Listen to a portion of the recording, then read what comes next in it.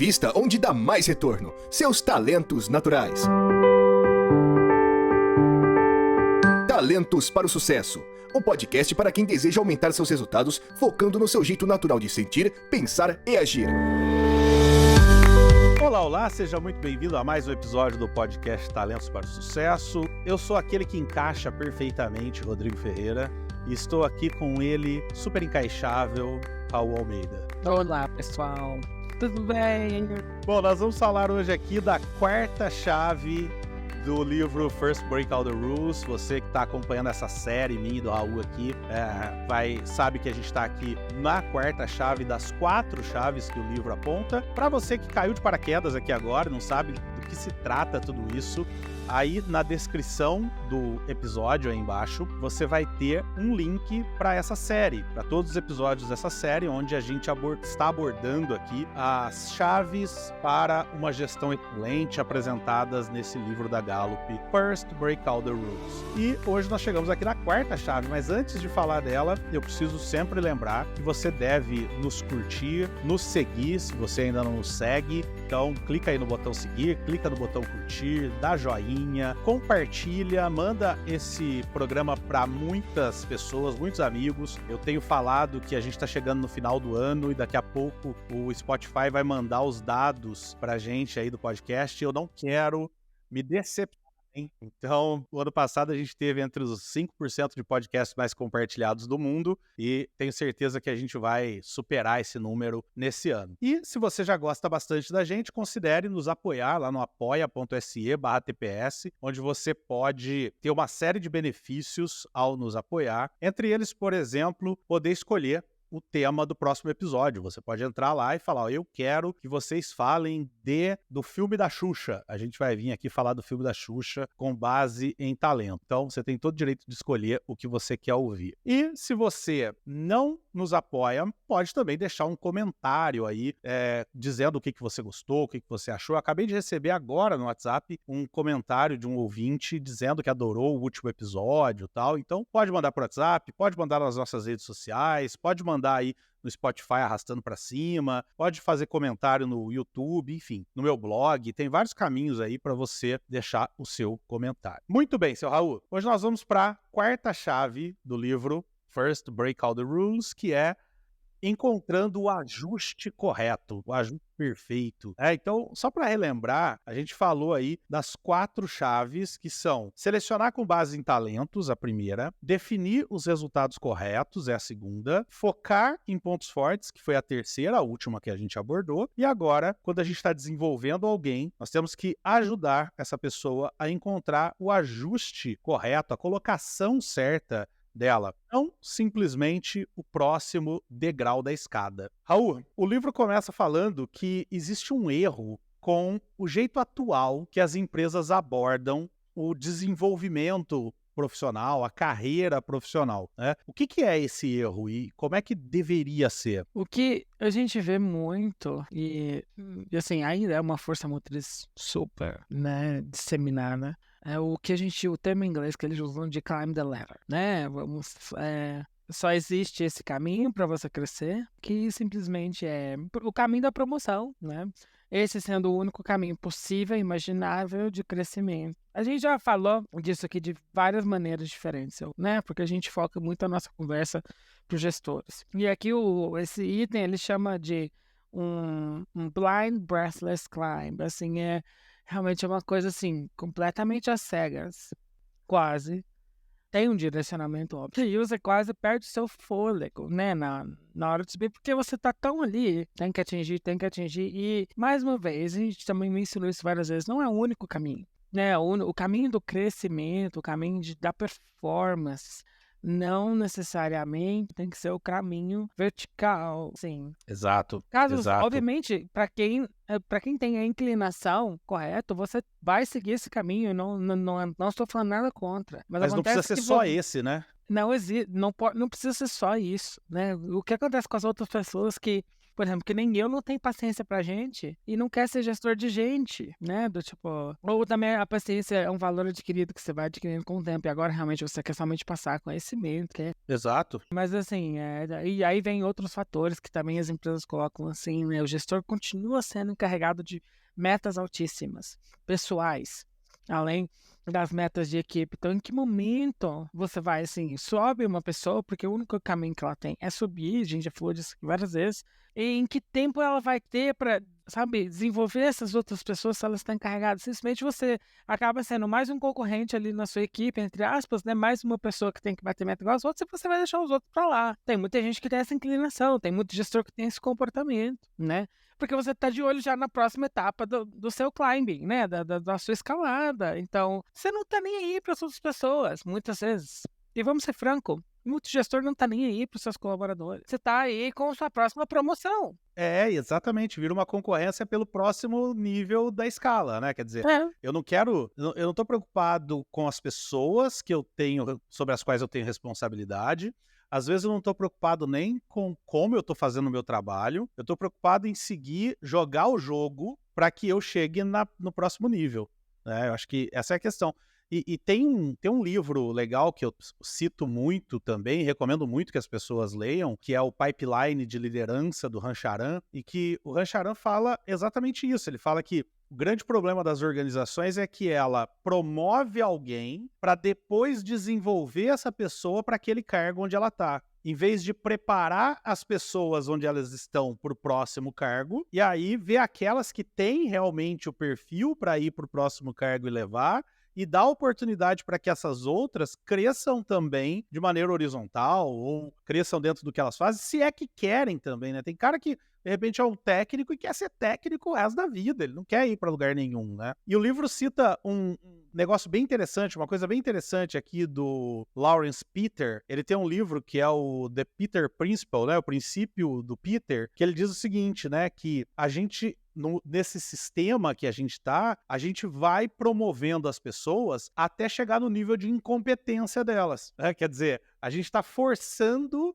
uma situação onde, no frigir dos ovos, você vai ter um monte de gente incompetente em todos os cargos, porque todas deveriam ter parado no cargo anterior. Mas como tem que subir, porque se não subir, a pessoa acha que não está crescendo, e às vezes não está mesmo, às vezes não está ganhando mais dinheiro, não está tendo mais responsabilidades, etc.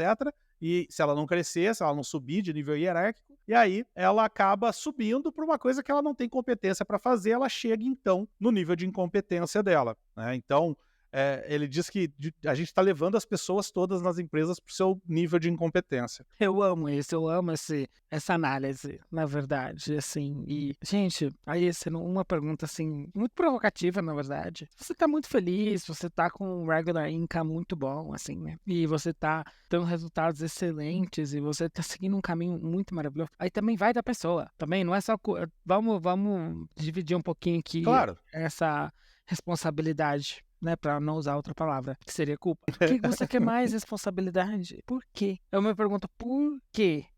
Exato. Assim, Pra que você vai ser infeliz se você tá feliz agora? Exato. E eu faço uma provocação muito intensa, do tipo, realmente você tem que se perguntar o porquê você quer estar lá. Aí se você encontra uma resposta super plausível, tranquilo, você vai, sabe?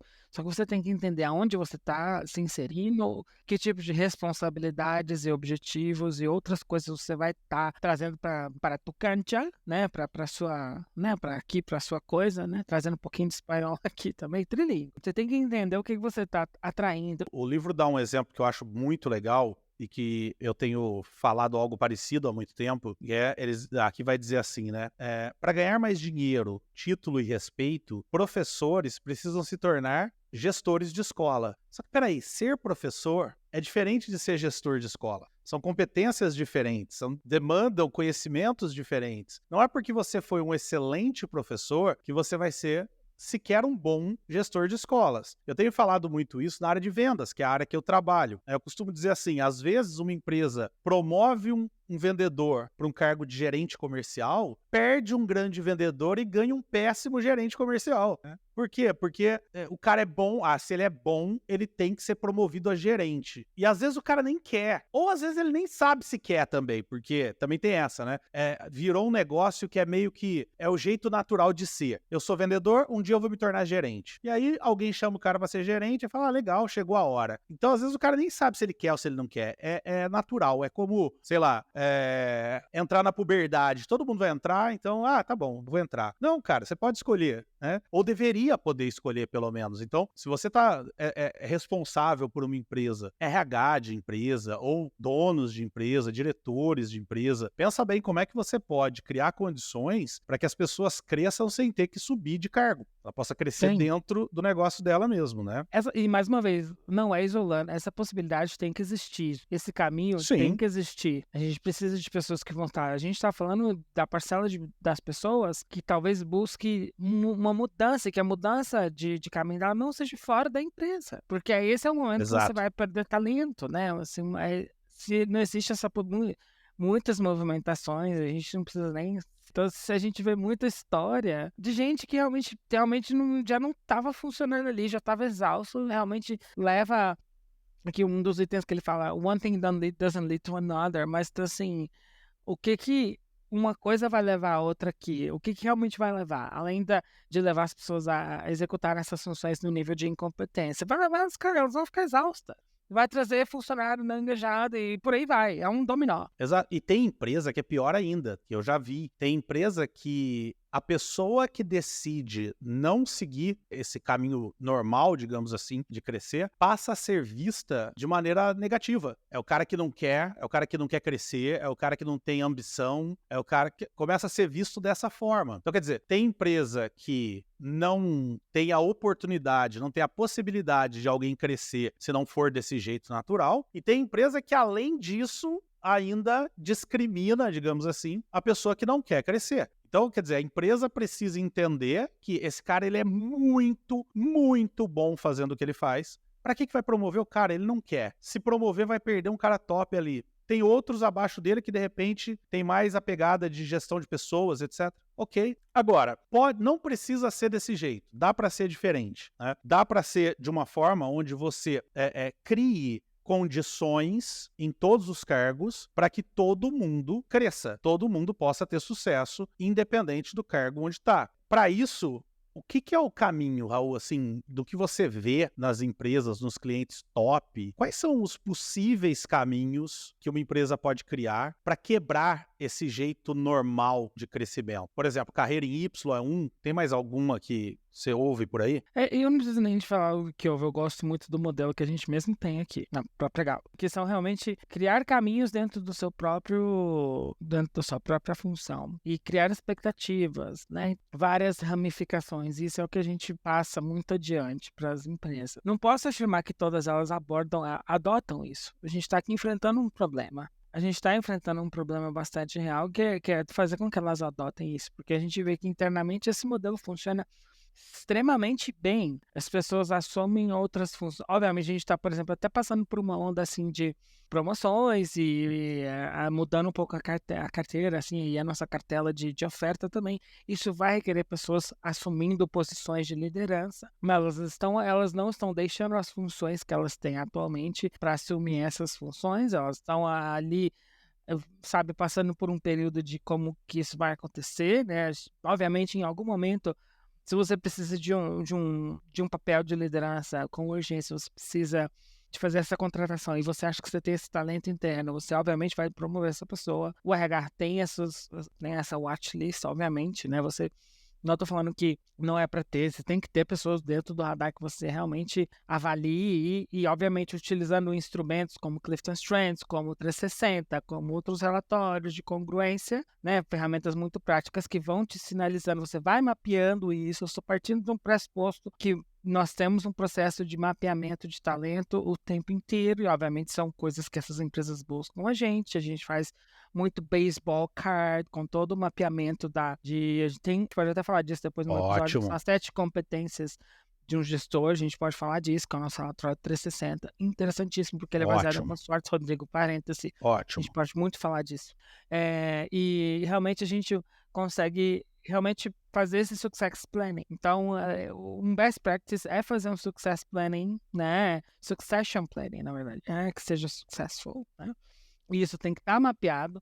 E, obviamente, você vai escutar pessoas de todos os lados que vão avaliar essas pessoas e nós vamos chegar à conclusão de que elas podem ser ou não ser levadas para um próximo passo, né, dessa sucessão. E se não, tudo bem, você tem que entender que elas estão muito bem ali. Óbvio que a gente está falando também de níveis de liderança, pessoas que já estão em liderança, né? Mas também a gente pode aplicar isso para qualquer setor, né? Então, ter esse mapeamento é super importante, é um best practice que eu vejo. Você tem que ter isso mapeado.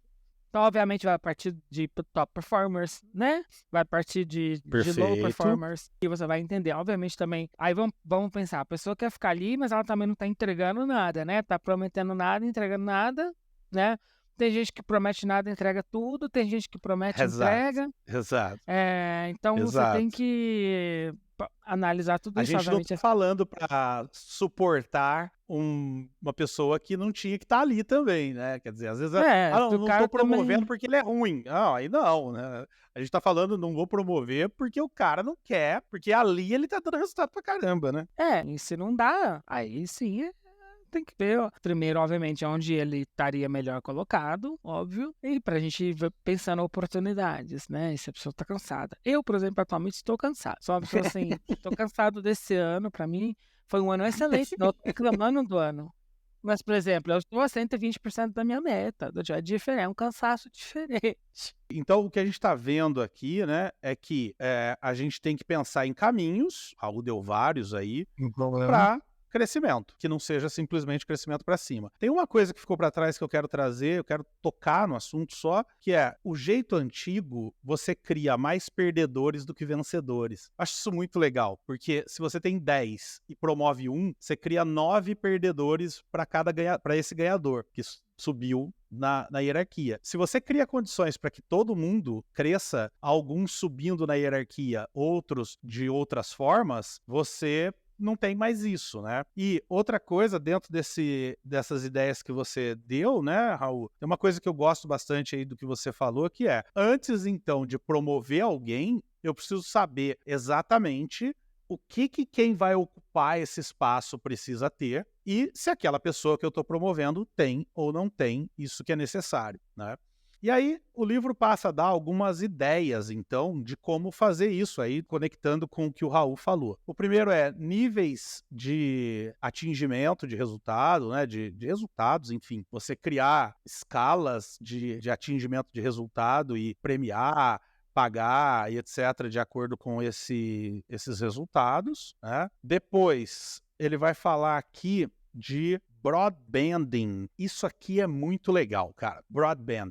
O livro vai dizer o seguinte, né? Que o dinheiro motiva muita gente. Então, é legal você criar na sua empresa, e isso é meio contrassenso, porque a gente não está habituado a isso, mas é legal você criar escalas de crescimento hierárquico, onde você tenha, por exemplo, vou dar um exemplo aqui, você tenha 3 níveis horizontais antes de passar para o próximo nível vertical, e aí nesse nível vertical você tenha 3 e assim por diante. E o último nível horizontal aqui do nível 1, digamos assim, tem que ganhar mais do que o primeiro nível horizontal do nível de cima, do nível 2. Então, vou dar um exemplo.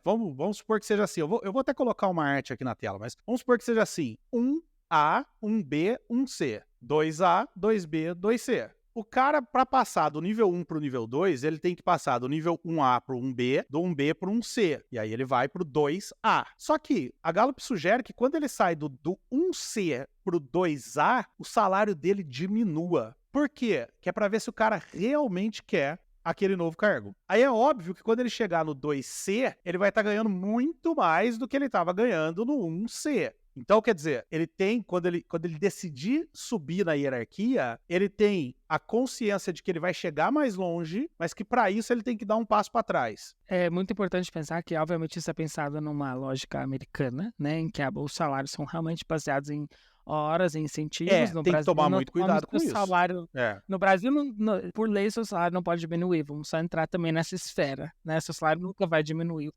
Isso é baseado em incentivos, né? Então, por exemplo, isso acontece internamente aqui. Isso, Por exemplo, perfeito. até o gestor. Obviamente, o salário base dele deve ser mais alto que o meu, né?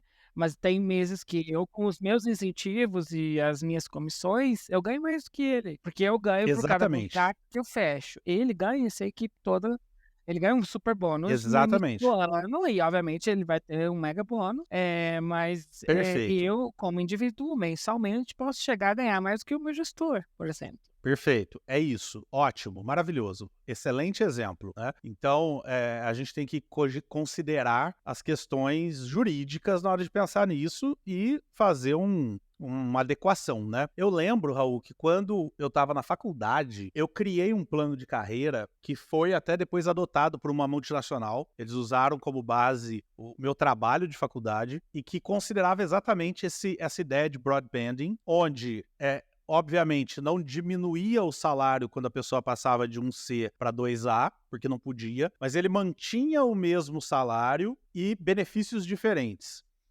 E aí ele ia depois subindo. Quando ele chegava no 2C, ele tinha um salário muito maior, com mais benefícios do que ele estava no 1C. Então, quando eu fiz esse trabalho, eu criei até uma fórmula matemática que dizia quanto tinha que subir, quanto tinha que passar ali de salário de uma fase para outra, considerando quanto eu queria pagar no primeiro cargo, quanto eu queria pagar no último cargo. Então, nessa diferença, o sistema fazia uma distribuição.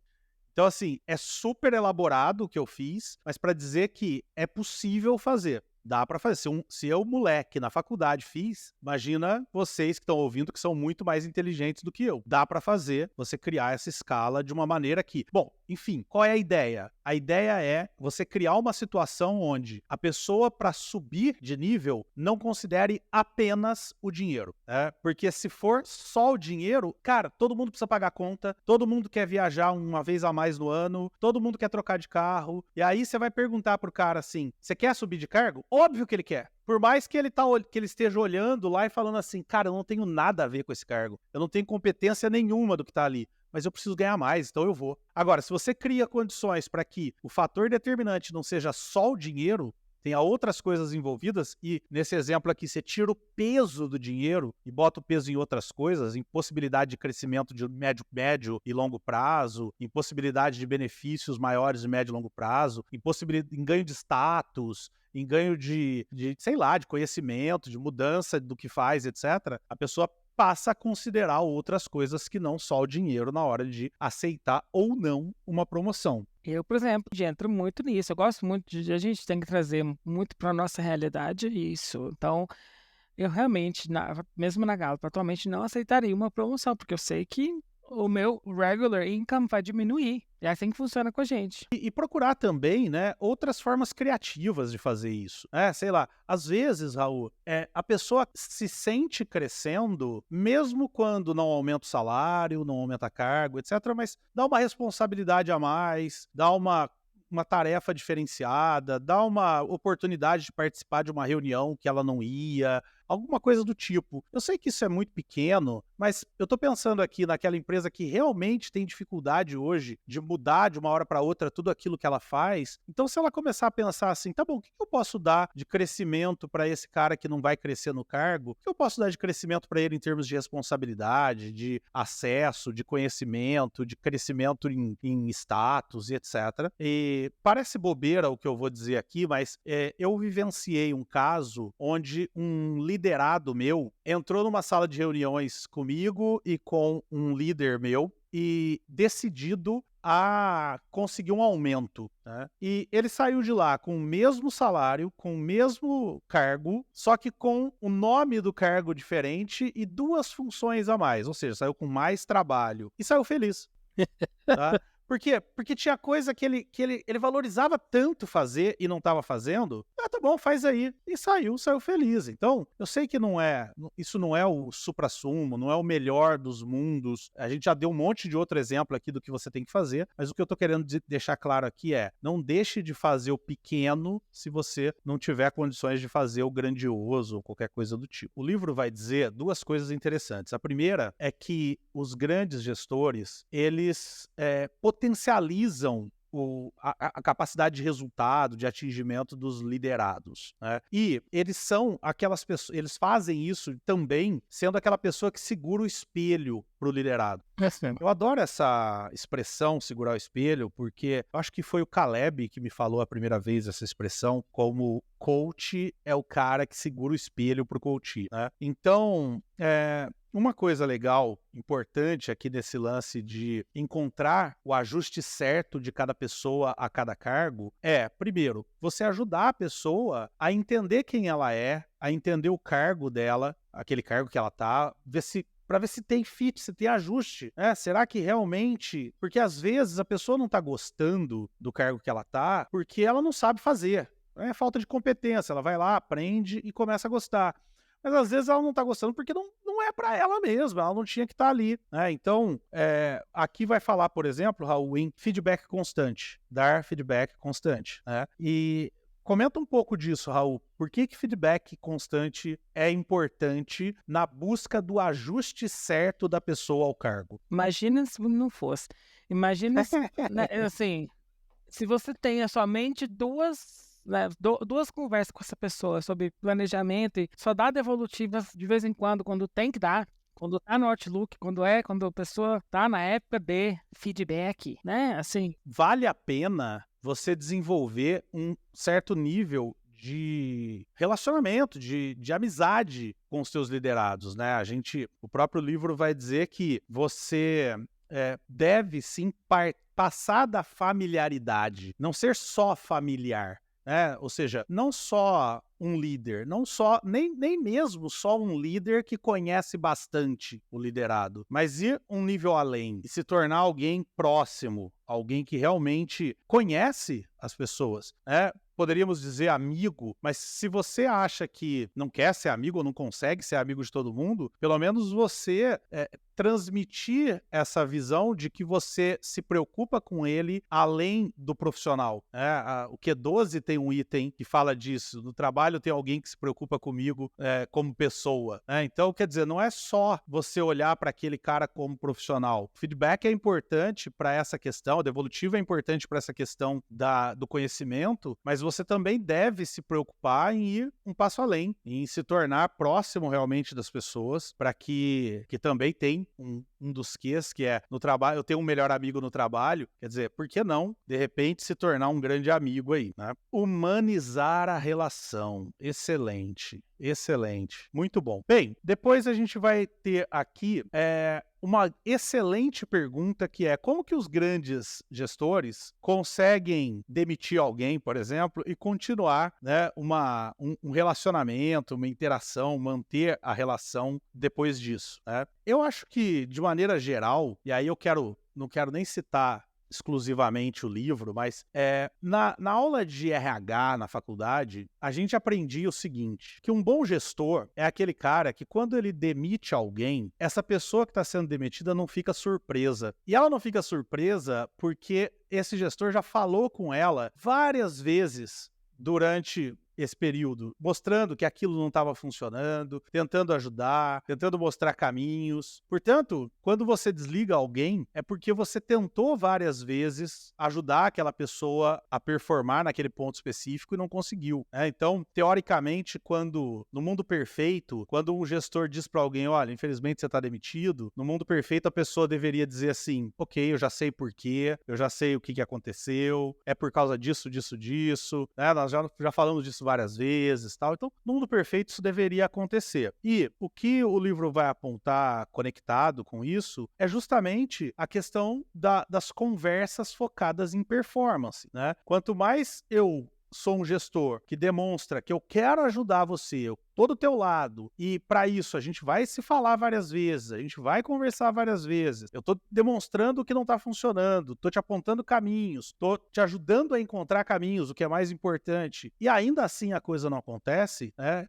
Tende a acontecer que a pessoa, quando desligada, percebe que o gestor fez tudo o que ele podia, né? Basicamente é isso que essa chave diz. É a gente encontrar o ajuste correto da pessoa ao cargo. Se eu fosse resumir tudo que a gente falou aqui em 2 pilares, eu diria que é, primeiro, entender muito bem o que é necessário para cada cargo e, segundo, entender muito bem o que cada liderado teu tem de talentos, competências, etc. Eu acho que é muito óbvio isso. Se eu entender muito bem cada cargo, o que cada cargo demanda, e entender muito bem o que cada liderado meu tem ou não tem, eu consigo fazer o fit, fazer a conexão muito facilmente entre as pessoas que precisam estar naquele cargo. E digamos, terceiro pilar fundamental é que essas pessoas que decidirem não ir para um outro cargo porque querem ficar ali onde estão, porque estão performando, estão dando resultado, é encontrar uma forma dessas pessoas crescerem, né, poderem ganhar mais, poderem ser felizes, etc., onde estão, sem ter essa pressão de ter que ir para um outro cargo para poder